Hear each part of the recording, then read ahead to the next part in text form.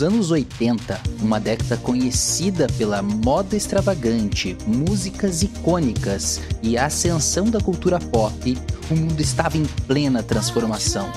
Mas enquanto as pistas de dança vibravam ao som de hits revolucionários, de repente a humanidade se viu enfrentando uma ameaça ambiental que poderia ter mudado o curso da vida na Terra: o buraco na camada de ozônio. Em 1985, cientistas descobriram que a camada de ozônio, essencial para proteger a Terra dos raios ultravioletas nocivos do Sol, estava desaparecendo rapidamente sobre a Antártida, criando o que ficou conhecido como o buraco na camada de ozônio. A camada de ozônio é uma região na atmosfera situada entre 15 e 30 quilômetros acima da superfície. Composta por moléculas de ozônio, ela age como um escudo protetor, absorvendo a maior parte da radiação ultravioleta prejudicial. Sem essa proteção, os níveis de câncer de pele aumentariam drasticamente, os ecossistemas colapsariam e a vida na Terra estaria em risco. Mas por que não ouvimos mais notícias sobre ela? Será que a comunidade científica resolveu o problema? Ou fazia apenas parte de um alarmismo científico? Você está assistindo Defiante, eu sou o Orion, e se você adora ciência assim como eu e quer aprender mais, não esqueça de se inscrever e clicar no sino de notificações para não perder nenhum vídeo novo. Antes de mergulharmos na história, é importante entender o que é a camada de ozônio e por que ela é tão importante. A camada de ozônio é uma região da estratosfera, a segunda camada da atmosfera terrestre, situada entre 15 e 30 quilômetros acima da superfície do planeta. Ela é composta principalmente por moléculas de ozônio, um gás formado por 3 átomos de oxigênio. Apesar de chamarmos esta área de camada de ozônio, este gás está presente em pequenas quantidades na atmosfera, mas seu papel na vida na Terra é extremamente importante. Esta camada age como um escudo protetor, absorvendo a maior parte da radiação ultravioleta nociva proveniente do Sol e do espaço. Ela bloqueia cerca de 98% dos raios UV mais prejudiciais, protegendo a vida na Terra dos efeitos danosos dessa radiação. Para entender a importância da camada de ozônio, basta olharmos para nosso vizinho no sistema solar, Marte. O planeta vermelho também está na zona habitável do sistema solar, porém não possui uma camada de ozônio. Como resultado, sua superfície é bombardeada por radiação ultravioleta intensa, o que torna extremamente difícil a vida prosperar em sua superfície. Em 1985, um grupo de cientistas britânicos identificaram uma perda massiva de ozônio sobre a Antártida, criando o termo que ficou conhecido como o buraco na camada de ozônio. Cerca de 40% do ozônio havia desaparecido, deixando uma área praticamente do tamanho do Brasil desprotegida. Esta descoberta foi um grande choque para o mundo na época. O fenômeno não era algo distante no futuro, mas estava acontecendo naquele momento e era muito pior do que se imaginava. O buraco aparecia durante a primavera antártida e crescia a cada ano.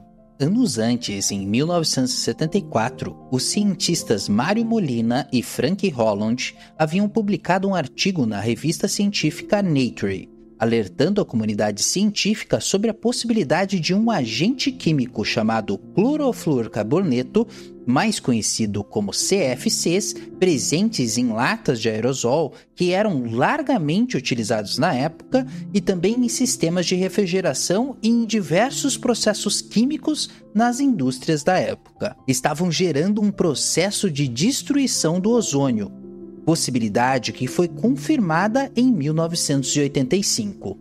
Para entender como os CFCs destroem a camada de ozônio, precisamos mergulhar um pouco na química atmosférica.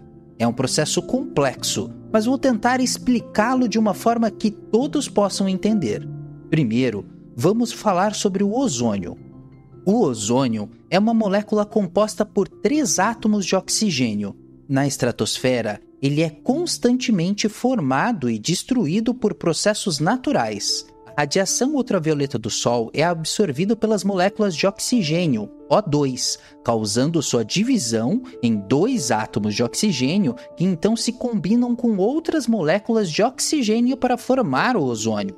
Este ciclo natural mantém a camada de ozônio em equilíbrio. Agora, vamos ver como os CFCs entram nessa equação. Os CFCs são moléculas sintéticas compostas por cloro, flúor e carbono. Eles são extremamente estáveis em baixas altitudes, o que os torna úteis para muitas aplicações industriais. No entanto, esta estabilidade também significa que eles podem persistir por muito tempo na atmosfera e, eventualmente, chegando à estratosfera. Na estratosfera, a história muda. A radiação ultravioleta intensa nessa altitude é capaz de quebrar as ligações das moléculas de CFC, liberando um átomo de cloro. E é aqui que começa o problema. O cloro liberado age como um catalisador em uma reação que destrói o ozônio. O cloro reage com uma molécula de ozônio, formando monóxido de cloro e um oxigênio. O monóxido de cloro então reage com mais um átomo de oxigênio, formando um átomo de cloro e uma molécula de oxigênio. O átomo de cloro está agora livre para repetir o processo, destruindo mais moléculas de ozônio de forma indefinida. O aspecto mais preocupante desse ciclo é que apenas um único átomo de cloro pode destruir milhares de moléculas de ozônio antes de ser removido da estratosfera. É como se o átomo de cloro fosse um vilão incansável, destruindo molécula após molécula de ozônio sem parar. Para piorar as coisas, os CFCs têm uma vida atmosférica muito longa, podendo persistir por décadas ou até séculos.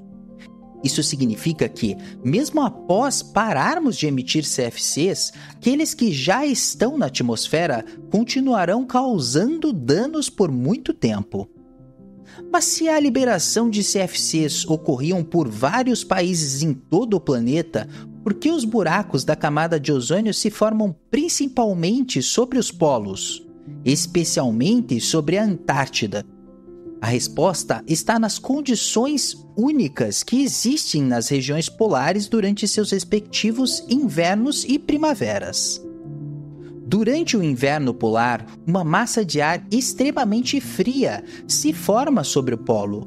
As temperaturas extremamente baixas, cerca de menos 78 graus Celsius dentro dessa massa de ar polar, levam a formações de nuvens estratosféricas polares, compostas por cristais de gelo e ácido nítrico ou sulfúrico. Estas nuvens fornecem as condições sobre as quais ocorrem reações químicas que potencializam a reatividade do cloro, que aumenta ainda mais a velocidade e a potência de destruição do ozônio. Embora os buracos na camada de ozônio sejam mais pronunciados nos polos, a destruição do ozônio ocorre em toda a estratosfera global. Os polos são simplesmente onde os efeitos são mais visíveis e rápidos devido às condições únicas que existem por lá. À medida que as pesquisas foram realizadas, as conclusões e previsões sobre a camada de ozônio se tornaram extremamente alarmantes. Se nada fosse feito, a camada de ozônio poderia ser completamente destruída até 2050. A consequência de tal cenário seria catastrófica. Sem a proteção da camada de ozônio, as taxas de câncer de pele poderiam aumentar drasticamente.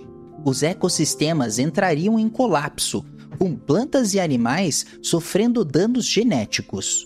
O clima global seria severamente afetado. Em resumo, a vida como a conhecemos estaria em risco. Diante dessas ameaças, o mundo reagiu de uma forma surpreendentemente rápida e unida.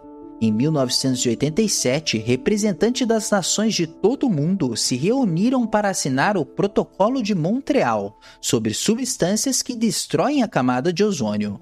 O Protocolo de Montreal foi um marco na cooperação internacional para a proteção do meio ambiente. Ele foi o único tratado ambiental com a aderência de todos os países do mundo.